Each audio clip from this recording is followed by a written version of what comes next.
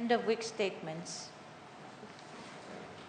Honourable members, each member may speak for up to 10 minutes with a 10-minute response by the minister or ministers responsible for the subject matter of the member's speech. No seconder is required and there will be no other debate. And I now call on the first, the Honourable Lenora Qereqeretabua, to deliver her end of the week statement. You have the floor, ma'am.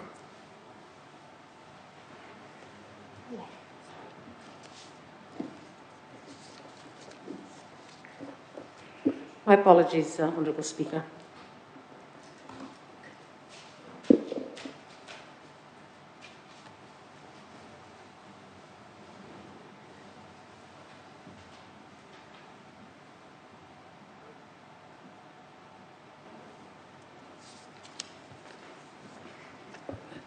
Sorry, Honourable Speaker.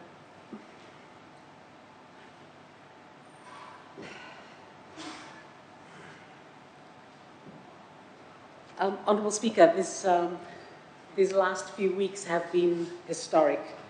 Firstly, for the men's sevens team retaining the gold medal in Tokyo, doing the nation immensely proud and bringing joy to a nation plunged into misery due to the onslaught of COVID-19. But while Fiji was the favourites for the men's competition, competition for the gold medal, there was the Fijiana, who had finished 8th at the Rio Olympics in 2016. And Tokyo 2021, or 2020, proved once and for all that Fiji punches above its weight, be it sevens that we're used to seeing in Hong Kong, or now a new sensation, the Fijiana women's team. The Fijiana's bronze medal win at the Tokyo Olympics brought so much jubilation to Fijians around the world, not least of all to us here in Fiji. Many Fijians who perhaps had never watched women play rugby before stood in front of screens and cheered the ladies on, screamed and, yes, swore at the referees, set off fireworks, or like I did, ran outside to toot the car horn. Many a young girl turned to their mum and said, "Mummy, I want to play rugby." Many hopefully stopped thinking of women's rugby as merely a curtain raiser for the real match, by which I mean when the men play. As we witnessed the Fijiana progress through their pool at the Tokyo Games, beating reigning Olympic champions Australia, and then going on into not one, but 2 extra times against the Black Ferns to eventually win the bronze, many involved in the sport in Fiji, in particular, girls and women, their families, supporters, clubs, officials, and volunteers felt this jubilation that can only come from years of calling for an equal playing field in sport. But getting that equal playing field is a challenge still being faced by many sportswomen, Mr. Speaker, despite the steps taken over the years in traditionally male sports to include women. Much still has to be done to even out that paddock. The Fijiana team's bronze medal win, despite all the challenges they faced before getting to Tokyo, has brought to the fore many discussions about an equal playing field in sports. And for this reason, I had conversations with women in sports over the last couple of weeks, as well as with supporters of women in sport for this end of week statement. The Fijiana's road to Tokyo was not an easy one, we all know that. And as with many women's international teams who had gone before them, they didn't have all the support they needed, nor did they have the support that they deserved. That the Fijiana played their hearts out for the code they love and are taking home bronze medals is a testament to their own grit and determination, to the support of their coaches, manager, and support staff, and all who love and truly support them. But Mr. Speaker, in order to get to that level and to win, to get international competitions, and to get them to the pinnacle of world sport, the World Cup and the Olympic Games repeatedly and consistently, and bring back medals and trophies, there must be a development pathway. There must be adequate and equal and fair distribution of financial support by governing bodies, for players, for their teams, for clubs and officials, from government and from sponsors. They must have equal time in the gym and on the training field as their male counterparts. There must be regular competition. There must be a reward for a return on investment. And the media's all-important role cannot be ignored. All this, Mr. Speaker, is wrapped up in perhaps the most important of the points I mentioned, and that is attitude towards women who play traditionally and historically male-dominated sport. Respect for them as athletes representing Fiji on the world stage. And I'm just talking about basics, Mr. Speaker, the difference between accommodation, transportation, meals, and kits. During my conversations, I found out some great things about football, or soccer, as most of us call it, Mr. Speaker. I want to say a shout out to Riaz, who has started since 2016, has been running the International Youth Football Academy, or IFA, for example, who runs youth football development programs in Suva and Denarau, and has done so since 2016, introducing boys and girls from a very young age to football and getting them ready for club participation. Now, while IFA is not affiliated with the Fiji Football Association, it is an amazing way to develop players into the athletes that they can later become. Now, Mr. Speaker, I'm not bringing this end-of-week statement just because I can. I have loved sport from a young age, and thanks perhaps to my father's love for rugby, cricket, and squash. And I have to say, Dad was the captain of the QVS Dean's team of 1957. My husband is a former Fiji Mbati, having represented Fiji from 1994 to 98. The year when I have to admit, I tried my hand at playing rugby league myself, alongside international reps, including Merawai Sokowata and Salote Tikuisuva. Years later, my husband became the head coach of the Nambour Broncos rugby league team, while I served alongside him as team manager for 3 years. So I know only too well the struggles that unpaid team officials face for the love of the game of their choice. So that brings me, Honourable Speaker, to an important point. While we're all reveling in the Fijiana's win, while we're all reveling in the steps that women in sport have taken in leaps and bounds since the first time we were represented at the Olympics by Miriam Shambo, there are women and girls who struggle week in and week out, playing rugby in the Skipper Cup and all the other local competitions. And I know, Honourable Speaker, that the COVID-19 pandemic has put a comma in local competition. But I just hope during this end-of-week statement, Honourable Speaker, that this pause does not turn into a dropkick to the back seat for women in sport. So for those of us who would love to see women aspire to the highest levels of sport, I would like to invite all of us to please support your local players in your local teams. Buy them boots, buy them socks, buy them sanitary pads, buy them sports bras. This is the kind of stuff that women in sport really, really need right now.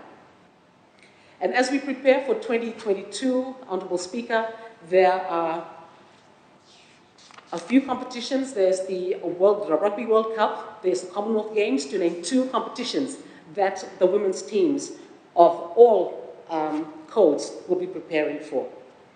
Where to from here, Honourable Speaker? I watched this online chat between Sharon Pickering-Smith and Ben Ryan as they talked about being coaches of international teams from Fiji. And they said it's more than just coaching. For their sportsmen and women, it's about nutrition, it's about the kinds of backgrounds that their athletes come from.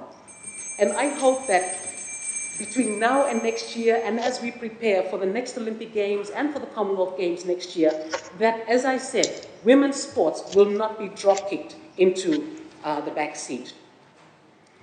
Mr. Speaker, I asked the representative of the Fiji Media Association if FMA had data on how much coverage women in sport received in comparison to their male counterparts in Fiji's mainstream media. Unfortunately, at this time, no study has been done, so no figures are available. but I have been assured that a survey has been planned for, and I think it's only fair that sportswomen be given as many column centimeters or minutes as their male counterparts in the coverage of sports.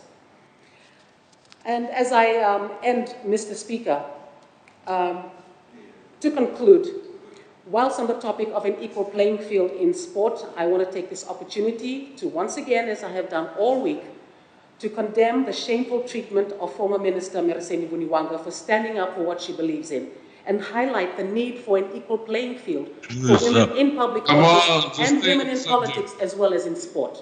We will not bow to the misogynistic opinions of male members of this honourable House towards women, whether in sport or in public life and in politics.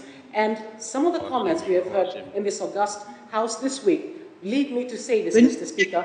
Qualifications and position do not equal intelligence. Thank you, Mr. Speaker. Thank you. I now call on the Minister for Employment, Productivity and Industrial Relations, Youth and Sports, the Honourable Parvin Bal, for his response. You have the floor.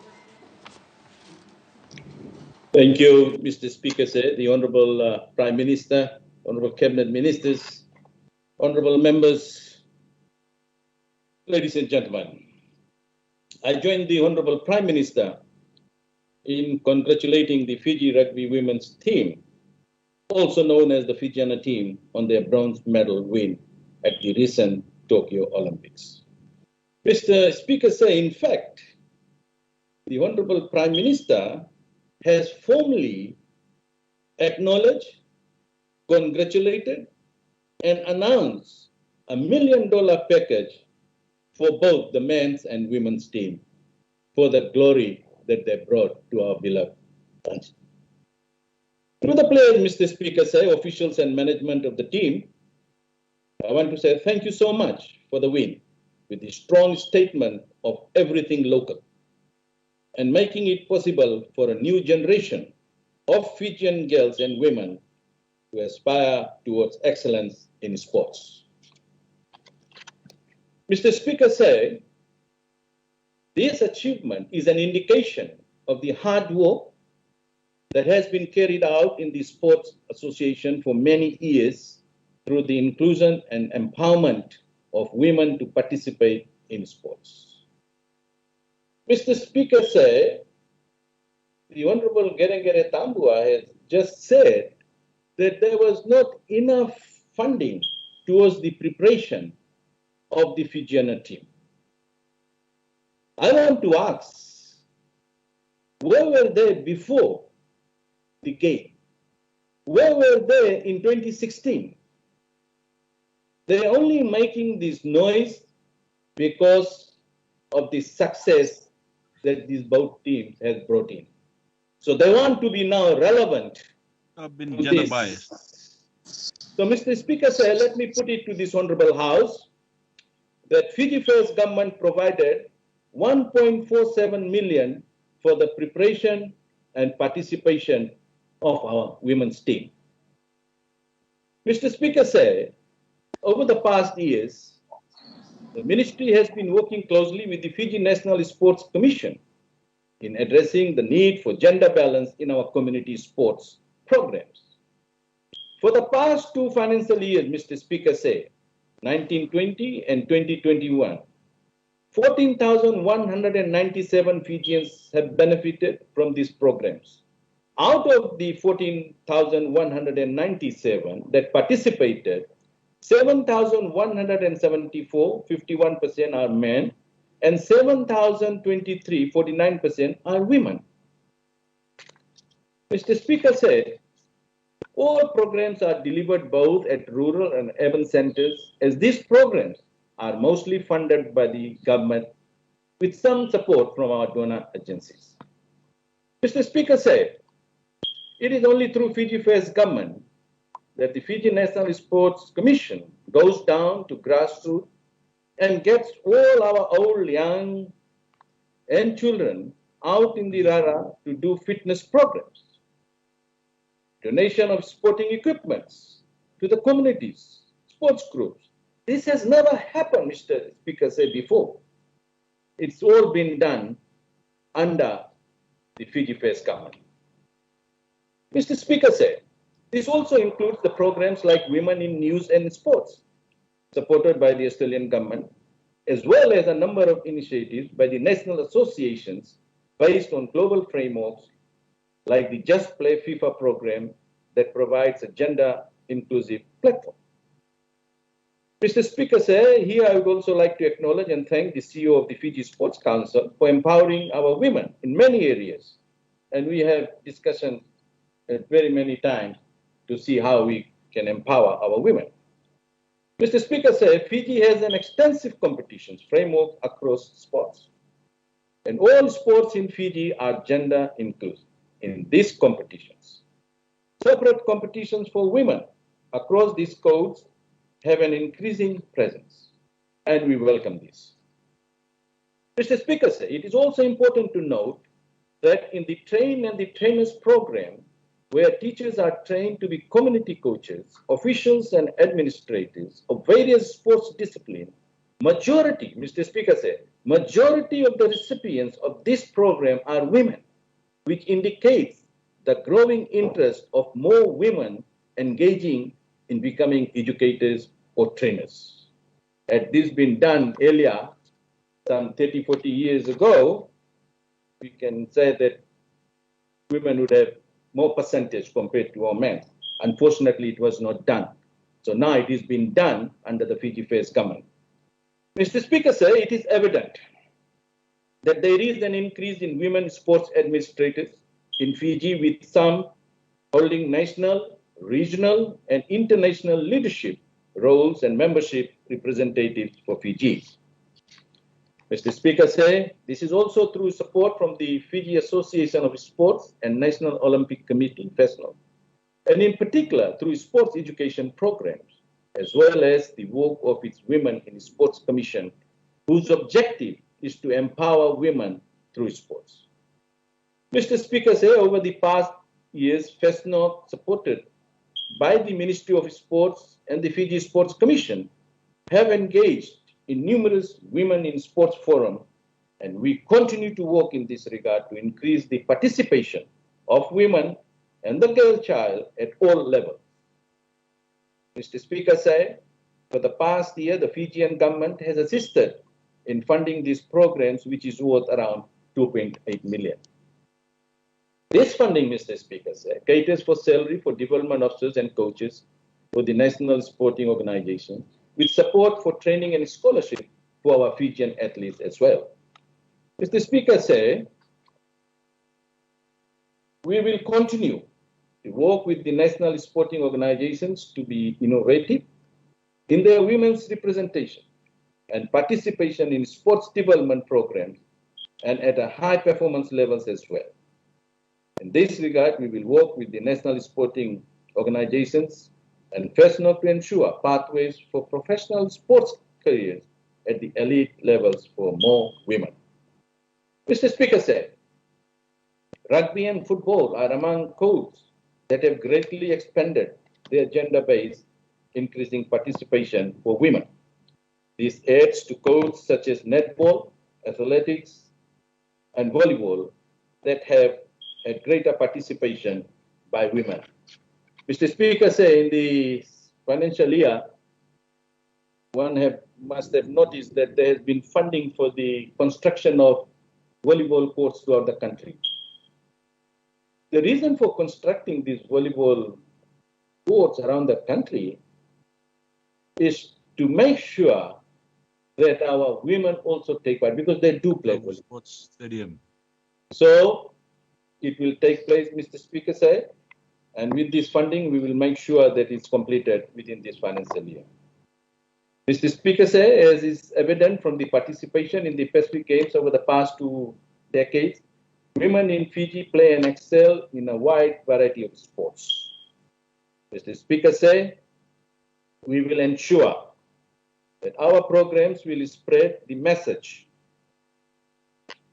that women's participation in sports is key to a healthier and a happier Fiji. I want to thank you, Mr. Speaker.